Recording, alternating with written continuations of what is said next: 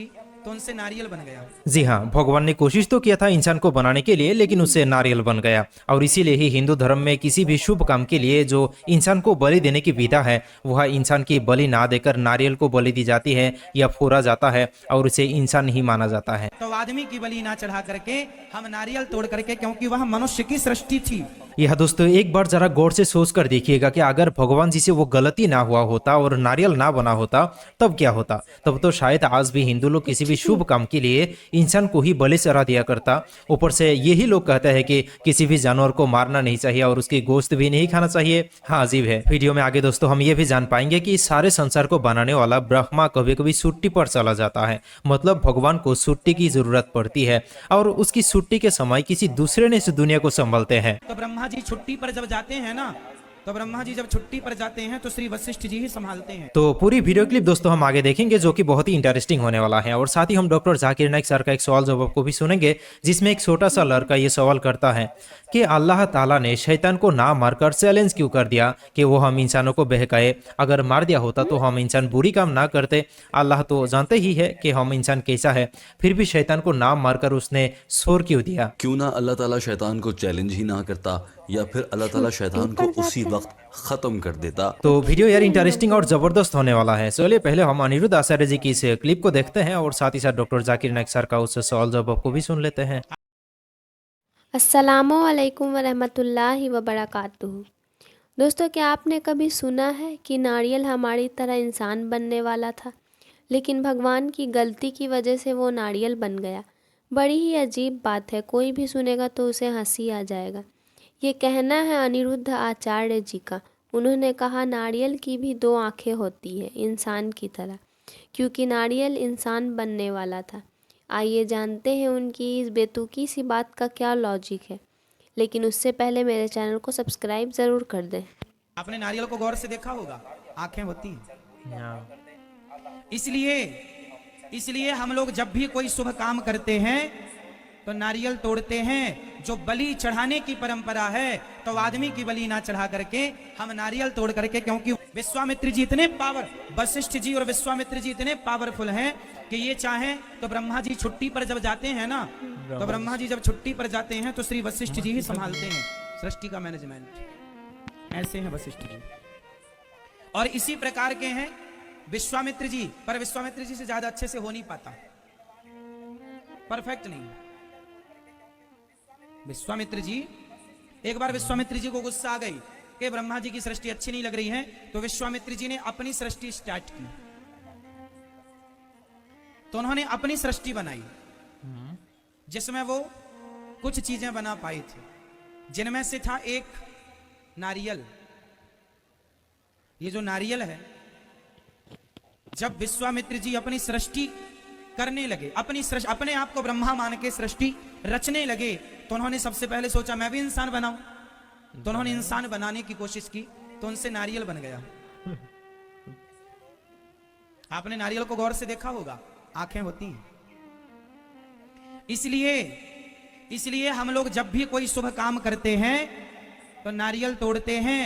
जो बलि चढ़ाने की परंपरा है, तो आदमी की बलि ना चढ़ा करके हम नारियल तोड़ करके, क्योंकि वह मनुष्य की सृष्टि थी, मनुष्य की सृष्टि बनाने जा रहे थे, पर परफेक्ट मनुष्य नहीं बन पाया, नारियल बन गया। तो उसे मान लिया कि चलो वैसे ही तोड़ करके अपने शुभ कार्य की शुरुआत करेंगे। आदमी की बलि ना चढ़ाकर, बकरे की बलि ना चढ़ाकर, जीवों की बलि ना चढ़ाकर नारियल। इसलिए आप लोग जब नई गाड़ी खरीदते हैं, नया घर बनवाते हैं, तो गृह प्रवेश जब भी होता है, जो भी शुभ काम होता है, पहले नारियल तोड़ा जाता है।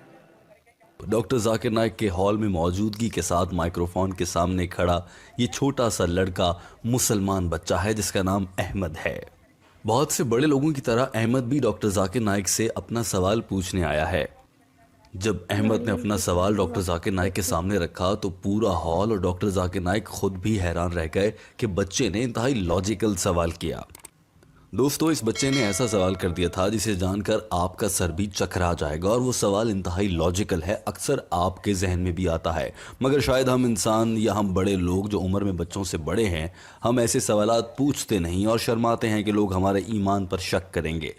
मगर कहा जाता है कि बच्चे तो गैर सियासी होते हैं, और इस बच्चे अहमद ने ये साबित भी किया। My name is Ahmed and I'm 10 years old. I'm from Westminster School. And my question is, why has Allah challenged Shaitan and given him this chance to misguide us when Allah knew the nature of his creation as human being, that we would be carried away? Then why didn't he just finish Shaitan at that time?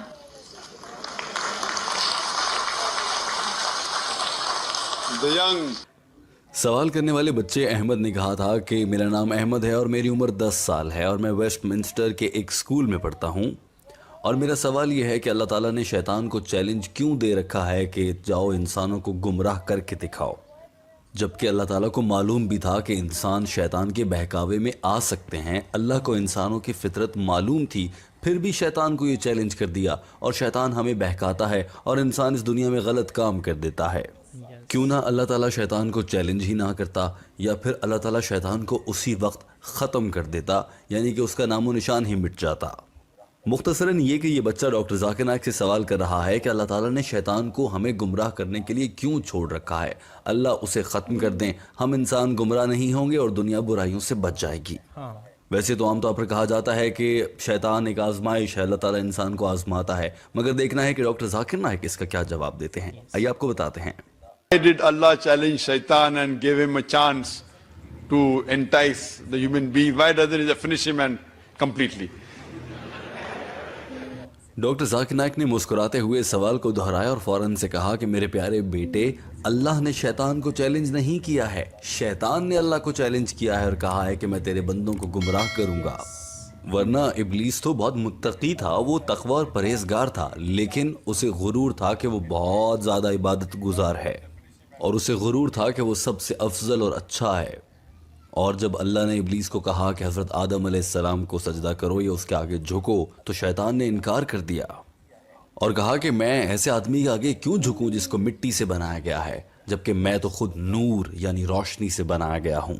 Doctor Zakir Naik ने कहा कि शैतान या इब्लीस पहले बहुत फर्माबरदार था, मगर जब अल्लाह ने सजदा करने को कहा तो फिर उसने नाफरमानी की, और जब इब्लीस ने ऐसा किया तो अल्लाह ताला ने कहा कि इस नाफरमानी की तुम्हें सज़ा मिलेगी। फिर शैतान या इब्लीस ने कहा कि मुझे मोहलत दे दें सज़ा से पहले कि मैं इन इंसानों को गुमराह कर सकूं।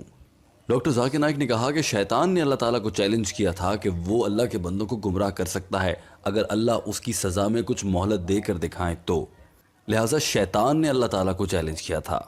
डॉक्टर जाकिर नाइक ने बताया कि फिर अल्लाह ताला ने शैतान को मोहलत दे दी और कहा कि जा क़यामत तक मैं देखता हूँ कि तू मेरे बंदों को गुमराह कर पाता है या नहीं, और शैतान ने इस चैलेंज को शुरू किया और कहा कि मैं तेरे बंदों को गुमराह करूँगा, और ये मोहलत उसकी क़यामत तक कायम रहेगी, उसके बाद उसे जहन्नम में डाल दिया जाएगा। जी हाँ दोस्तों, इस तरह की छोटे मोटे बहुत सारे ऐसे सवालत हैं जो हमारे मन में घूमता फिरता तो रहता है, पर हम शर्म की वजह से किसी से पूछते नहीं हैं, और धीरे धीरे हमारा ईमान खराब होता चला जाता है। और एक वक्त ऐसा आता है जब हम इस्लाम को छोड़कर मुर्ताद में तब्दील हो जाते हैं या एक्स मुस्लिम बन जाते हैं। तो दोस्तों मेरा रिक्वेस्ट है कि अगर इस तरह की छोटे मोटे सवालात अगर आपके मन में हैं तो किसी आलिम से पूछिएगा ज़रूर।